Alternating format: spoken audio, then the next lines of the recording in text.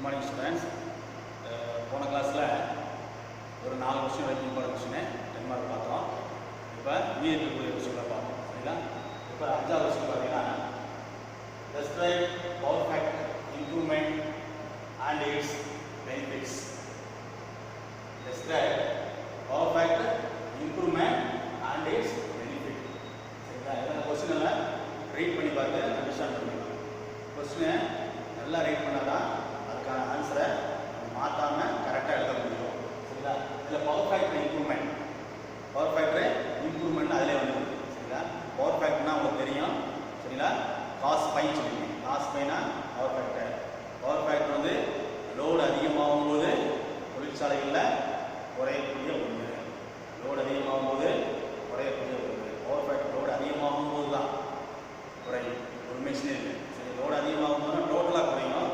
Individual ஒவ்வொரு induction மோட்டர்லையும் load அதிகமாக connect பண்ணாலும் ரெண்டு விதமான ஒரு மோட்டரில் வந்து ரெண்டு விதமான லோடு அஃபெக்ட் ஆக வாய்ப்பு இருக்குது. ரெண்டு விதமான லோடு அஃபெக்ட் ஆக வாய்ப்பு இருக்குது. ஒன்று வந்து இன்டர்னல் லோடு, மோட்டாரில் இருக்கக்கூடிய இன்டர்னல் லோடு. இன்னொன்று வந்து மோட்டாரில் கனெக்ட் பண்ணக்கூடிய எக்ஸ்டர்னல் லோடு. மோட்டாரில் இன்டர்னல் லோடு எப்படி ஏற்படுது அப்படின்னா மோட்டாரில் இருக்கக்கூடிய பேரிங் சொல்லக்கூடிய அந்த ஒரு பார்ட் மூலமாக பேரிங் ஏற்படக்கூடிய இறுக்கம், அதில் இருக்கக்கூடிய அந்த கிரீஸ் போன்ற உயவுப் பொருட்கள் லூப்ரிகண்ட் வந்து அதில் நாளடைவில் உள்ளே இல்லாமல் மெல்ட் ஆகிடும். அந்த கிரீஸ் போன்ற அமைப்பு அந்த உயவுப் பொருள் லூப்ரிகண்ட் இல்லாமல் இருக்கிறதுனால அந்த பேரிங்கில் மெட்டல் உரசும் போது ஏற்படக்கூடிய உராய்வு அதிகமாகி பேரிங் வந்து உள்ள இருக்கக்கூடிய பால் ரைஸோ ரோலர் பேரிங் பால் பேரிங் சொல்லக்கூடிய அந்த பால் பேரிங்கில் டேமேஜ் ஏற்பட்டு பேரிங் வந்து பிடிப்பாகும் பொழுது ஸ்மூத் ரன்னிங் இருக்காது. இண்டக்ஷன் மோட்டரில் ஸ்மூத் ரன்னிங் இருக்காது. ஸ்மூத் ரன்னிங் இல்லாமல் இருக்கும்போது அதில் இன்டர்னலில் லோடு அதிகமாகும். பேரிங்னால் ஏற்படக்கூடிய லோடை இன்டர்னல் லோடு சொல்கிறோம். எக்ஸ்டர்னல் லோடுனா ஒரு மோட்டரை சாஃப்டில் புள்ளி வழியாகவோ இல்லை சாஃப்டில் இருந்து டைரெக்டாகவோ பெல்ட் வழியாக ஃப்ளாட் பெல்ட் வழியாக மெஷினரியை கனெக்ட் பண்ணிக்குவோம். அந்த மாதிரி கனெக்ட் பண்ணுற லோடை வந்து எக்ஸ்டர்னல் லோடுன்னு சொல்கிறோம். அப்போ ரெண்டு விதமாக லோடு வந்து அஃபெக்ட் ஆக வாய்ப்பு இருக்குது மோட்டாருக்கு. அந்த மாதிரி லோடு அதிகமாகும் பொழுது மோட்டாரில் எஃபிஷியன்சி குறையும், பவர் ஃபேக்டர் ரொம்ப குறையும். சரிங்களா? லோடு கரண்ட் அதிகமாகும். அப்போ மோட்டர் வந்து பாதிப்படைகிறதுக்கு நிறையவே சான்சஸ் இருக்குது. லோடு அதிகமாகும் போது மோட்டார் மேல் செலுத்தும் லோடு வந்து அதிகமாகும் போது அது மோட்டரோட ஸ்பீடுக்கு ஸ்மூத்தாக ரன்னிங் ஆக விடாமல் மேற்கொண்டு அந்த ரன் வந்து அதாவது ஓடக்கூடிய மோட்டரை ஸ்மூத்தாக ஓட விடாமல் நம்ம இறுக்கி பிடிக்கிற மாதிரி உள்ள வந்து அதை சிரமப்படுத்தும் போது மோட்டர் வந்து லோடு அதிகமாகும். அதனால் அது மோட்டர் ஓடுறதுக்கு கிணறும் போது என்னாகும், அதிக கரண்ட்டு வைண்டிங்கில் ஃப்ளோ ஆகும்.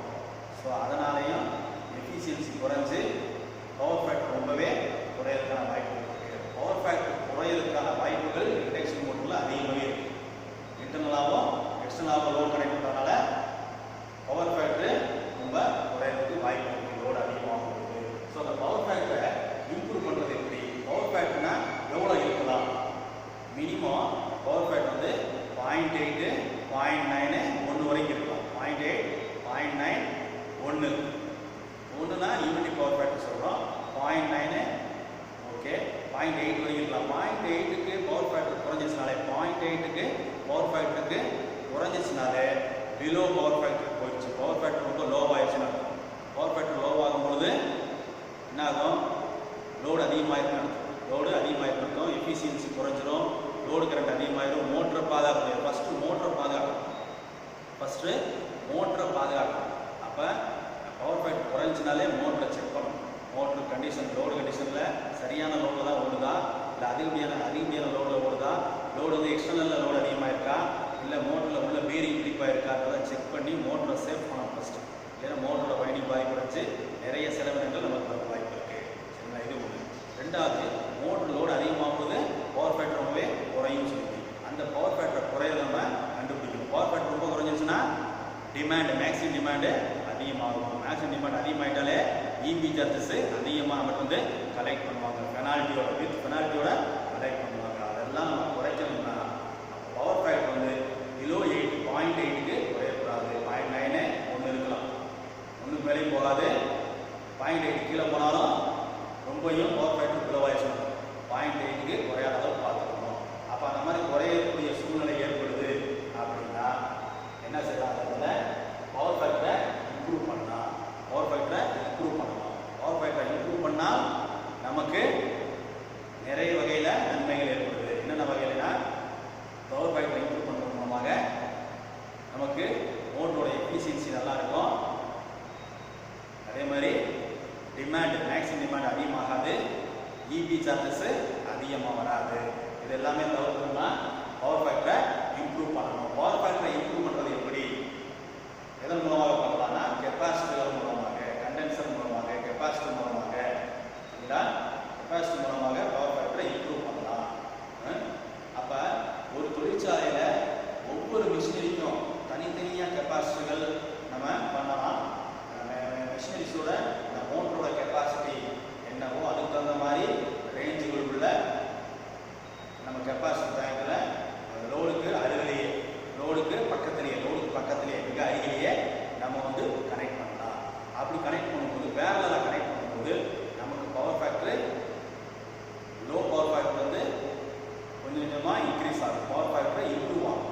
சரிங்களா? பவர் ஃபேக்டரை இம்ப்ரூவ் பண்ணோம்னா லோடுக்கு பக்கத்திலேயே பேரலாக இணைக்கணும். சரி, அந்த மாதிரி இணைக்கிறதுக்காக பவர் ஃபேக்டரை இம்ப்ரூவ் பண்ணலாம் அப்படின்னு சொல்கிறது தான். இதில் டீட்டெயிலாக வந்து நமக்கு டென்மார்க் கொஸ்டின் கொடுத்துருக்குது. ஆல்ரெடி நம்ம வந்து தனியாக இருக்குது கிளாஸ் கொடுத்துருக்குறோம். அதை டீட்டெயிலாக பாருங்கள். சரிங்களா? இதில் பவர் ஃபேக்டர் குறையிறதுக்கு என்னென்ன காரணங்கள் அப்படின்னா ரியாக்டிவ் பவர். ரியாக்டிவ் பவர் அடுத்தடுத்து ஒவ்வொரு கிளாஸ் சொல்லிட்டே இருக்கு. ரியாக்டிவ் பவர்னா நம்ம மோட்டரில் ஸ்டேட்டார் சைடில் ஃபீல்டு வைண்டினால் ஏற்படக்கூடிய அந்த காந்தத்தன்மையை தக்க வைக்கிறதுக்கும் காந்தமாக மாறி அந்த தக்க வைக்கிறதுக்கு எடுக்கக்கூடிய அதிகமான பவரை ரியாக்டிவ் பவர் சொல்கிறோம். அந்த ரியாக்டிவ் பவர் சரிங்களா அதிகமாக எடுக்கக்கூடிய இண்டக்ஷன் மோட்டரில் தான் இந்த மாதிரி ப்ராப்ளமே வரும். என்ன ப்ராப்ளம்? பவர் ஃபேக்டர் குறையிறதுக்கான ப்ராப்ளம். பவர் ஃபேக்டர் ரொம்பவே குறைஞ்சிருச்சுன்னா நமக்கு எல்லா வகையிலும் நஷ்டங்கள் ஏற்படும். பவர் ஃபேக்டர் இம்ப்ரூவ் பண்ணுறது தான் ஒரே வழி.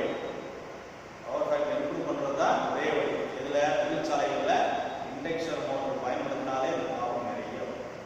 இண்டக்ஷன் மோட்டர்லேயே அந்த ரியாக்டிவ் பவர் அதிகமாக எடுக்கிறதால மட்டும்தான் நமக்கு எஃபிஷியன்சியிலிருந்து மோட்டரோட எஃபிஷியன்சி குறைகிறது, பவர் ஃபேக்டர் குறைகிறது. ஆனால் பவர் ஃபேக்டர் மோட்டர் எஃபிஷியன்சி குறையுது, லோடு கரண்ட்டும் டிமாண்டு அதிகமாகுது, சார்ஜஸும் அதிகமாகுது. அதனால் பெனால்ட்டி நமக்கு நிறைய வந்து சேருது. யார் பயன்படுத்தக்கூடிய அந்த நிறுவனம் தொழிற்சாலைகளுக்கு நிறைய பெனால்ட்டி போட்டு இங்கிலிருந்து கலெக்ட் பண்ணுறாங்க. ஸோ அதெல்லாம் தவிர்க்கணும்னா பவர் ஃபேக்டரை இம்ப்ரூவ் பண்ணுறது தான் ஒரு நல்ல ஒரு வழியாக இருக்குது. பவர் ஃபேக்டரை இம்ப்ரூவ் பண்ணணும்னா கெப்பாசிட்டி இண்டிவிஜுவல் மோட்டார் லோடுகளுக்கு கனெக்ட் பண்ணலாம் பேரலா. இல்லைன்னா மொத்தமாக அந்த யூனிட் வந்து ஒரு 3-4 மிஷினுக்கு சேர்த்து மொத்தமாக அதோட ரேஞ்சை கால்குலேட் பண்ணி அதுக்கு தகுந்த மாதிரி நம்ம பவர் பேங்கில் அதோட இணைக்கலாம், பேரலாக இணைக்கலாம். இந்த மாதிரி செய்யும்போது பவர் ஃபேக்டர் இம்ப்ரூவ் ஆகி நமக்கு அந்த பவர் ஃபேக்டர் இம்ப்ரூவ் ஆகிறதுனால டிமாண்ட் மேக்ஸிமம் டிமாண்டு குறையுது, இபி சார்ஜஸும் குறையுது. ஸோ இது முக்கியமான கொஸ்டினுக்கான ஆன்சரு. இதெல்லாம் டீட்டெயிலாக படம் படிச்சுக்கோங்க. அடுத்து 6வது பார்த்தீங்கன்னா describe the location of capacitor. இதில் சொன்னேன் பவர் ஃபேக்டரை இம்ப்ரூவ் பண்ணணும்னா கெப்பாசிட்டியில் இணைக்கணும்னு சொன்னேன். சரிங்களா? அதை தான் அடுத்தது 6வது விஷயம் சொன்னாங்கன்னா லொகேஷன் ஆஃப் கெப்பாசிட்டர். எங்கெல்லாம் கெப்பாசிட்டரில் இணைக்கணும், லொகேஷன் ஆஃப் கெப்பாசிட்டர் எங்கெல்லாம் இணைச்சா அந்த பவர் ஃபேக்டரை இம்ப்ரூவ் பண்ண முடியும், லோடை வந்து நம்ம குறைக்க முடியும், டிமாண்டை குறைக்க முடியும், கெப்பாசிட்டியில் எங்கெல்லாம் இணைக்கலாம், அதுக்கு ஒரு டயக்ராம் இருக்குது. இந்த கொஸ்டினுக்கு 6வது கொஸ்டினுக்கு ஒரு டயக்ராம் இருக்குது. டயக்ராம் வரைஞ்சி அதுக்கான எக்ஸ்ப்ளனேஷனை நம்ம செய்யணும். டயக்ராம் வரைஞ்சி நம்ம ஒரு கிளாஸ் கொடுத்துருக்கோம், வீடியோ அதை பாருங்கள். இல்லை புக்கு வாங்கின பசங்கள்லாம் புக்கை ரெஃபர் பண்ணி படிங்க. சரிங்களா? இதில் லொகேஷன் ஆஃப் கெப்பாசிட்டியில் பார்த்தீங்கன்னா அந்த டயக்ராமில் மோட்டார் 3 மோட்டார் இருக்கும். ஃபஸ்ட்டில், செகண்டில், தேர்டில் ஒரு மோட்டர் இருக்கும். 3 மோட்டார் இருக்குது. இந்த தேர்டாக இருக்கக்கூடிய மோட்டர் வந்து பெர்மனண்ட்டாக இருக்கக்கூடிய மோட்டார் இணைச்சிருக்காங்க, சப்ளைவர் இணைச்சிருக்காங்க. 2வது இருக்கக்கூடிய டெம்பரரி இணைச்சிருக்காங்க. 3வது வந்து நியூவாக புதுசாக இணைக்கப்படுறாங்க. புதுசாக இருக்கக்கூடிய ஒரு லோடு மோட்டார். அப்போ புதுசாக இருக்கக்கூடிய மோட்டர் பக்கத்துலேயே நம்ம அந்த கெப்பாசிட்டரை ரொம்ப பக்கத்துலேயே இணைக்கிறோம். 2வது பார்த்தீங்கன்னா அந்த ஸ்டார்டருக்கு அடுத்து இணைக்கிறோம்.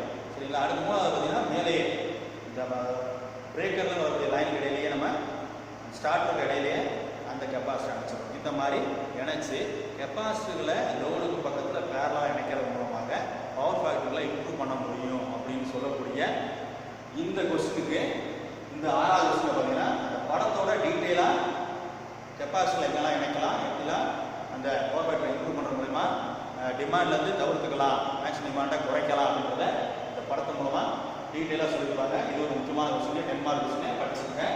அடுத்து 7வது question, explain details about performance assessment of power factor capacitor. இந்த மூணுமே பவர் ஃபேக்டரை பொறுத்து தான் இருக்குது. இந்த 3 கொஸ்டினுமே பவர் ஃபேக்டரை இம்ப்ரூவ் பண்ணுறது, எங்கெல்லாம் கெப்பாசிட்டி அணைக்கிறது, அந்த கெப்பாசிட்டர் எப்படிலாம் பர்ஃபார்மன்ஸோட இருக்கணும் அப்படின்னு சொல்லக்கூடிய கொஸ்டின் 7வது கொஸ்டின். சரிங்களா. அந்த கெப்பாசிட்டர் வந்து அதோட பர்ஃபார்மன்ஸ்னா செயல்திறன், அதோட செயல்திறன் வந்து எப்படிலாம் இருக்கணும், எந்த ரேஞ்சில் இருக்கணும், எப்படி நம்ம செலக்ட் பண்ணுறது. ஒரு கெப்பாசிட்டர் செலக்ட் பண்ணுறோம்னா அதுக்கான குணநலங்கள் என்ன, பண்புகள் என்ன, கேரக்டரிஸ்டிக்ஸ் என்னெல்லாம் இருக்கணும், எப்படிலாம் இருந்தால் அந்த கெப்பாசிட்டர் வந்து நம்ம லோடோட இணைக்க முடியும், அப்படி இணைக்கும் போது நம்ம எதிர்பார்க்கக்கூடிய பலனை நம்ம அடைய முடியும் அப்படின்னு சொல்ல வரக்கூடிய கொஸ்டின் தான் இந்த 7வது கொஸ்டின். இதுக்கான ஆன்சர் நம்ம பார்ப்போம். ஃபர்ஸ்ட் வந்து வோல்டேஜ் எஃபெக்ட்.